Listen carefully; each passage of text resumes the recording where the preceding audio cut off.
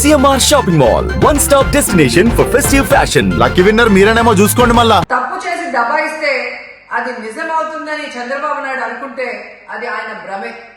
జనాన్ని మాయ చేసినట్టు శ్రీవారిని మోసం చేయాలంటే కుదరదన్న విషయం చంద్రబాబు నాయుడు తెలుసుకోవాలి.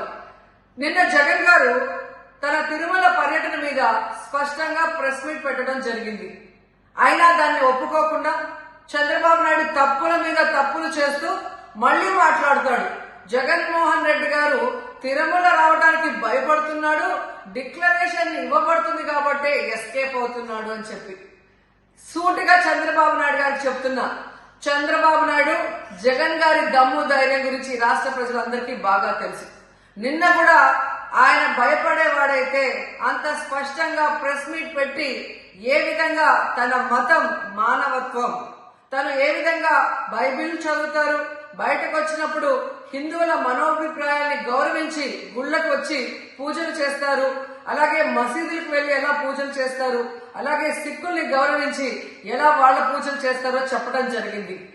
ఈ రోజు మీకు క్లియర్ గా తెలుసుకోవాల్సిన విషయం, మీకు దేవుడు అంటే భయం భక్తి లేదు కాబట్టి ఏంటనేది మీకు అర్థం కాదు. కానీ ఒక భక్తుడికి దేవుడి దగ్గరికి వెళ్ళాలి అన్నప్పుడు ప్రశాంతమైన వాతావరణంలో వెళ్ళాలనుకుంటాడు, ప్రశాంతంగా భగవంతుడిని పూజించాలని అనుకుంటాడు.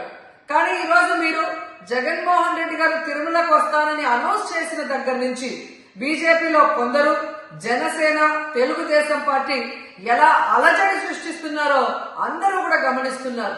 ఏ విధంగా అలిపిరి దగ్గర మేము అటాక్ చేస్తాం, అడ్డుకుంటామని చెప్పటం, అలాగే వైఎస్ఆర్ కాంగ్రెస్ పార్టీ నాయకులందరికీ, కార్యకర్తలందరికీ నోటీసులు ఇచ్చి జగన్మోహన్ రెడ్డి గారి పర్యటనకి పర్మిషన్ లేదు కాబట్టి ఎవరొచ్చినా అరెస్ట్ చేస్తామన్నట్టుగా భయభ్రాంతులకు మీరు ఎలా గురి చేశారు.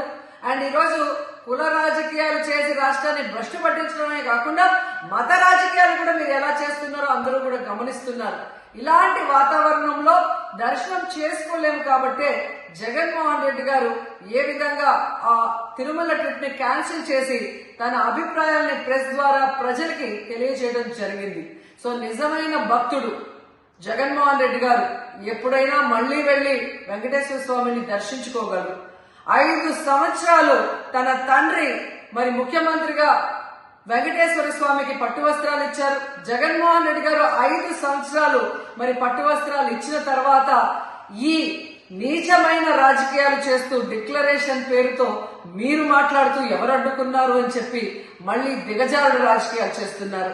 సో భగవంతుడితో పెట్టుకున్న చంద్రబాబు నాయుడు నీతో పాటు ఆడిస్తే ఆడే వాళ్ళందరికీ కూడా భగవంతుడు గట్టిగా సమాధానం చెప్తాడు. సుమన్ టీవీలో మీ పర్సనల్ అండ్ బిజినెస్ ప్రమోషన్స్ కోసం కింది నెంబర్కి కాంటాక్ట్ చేయండి.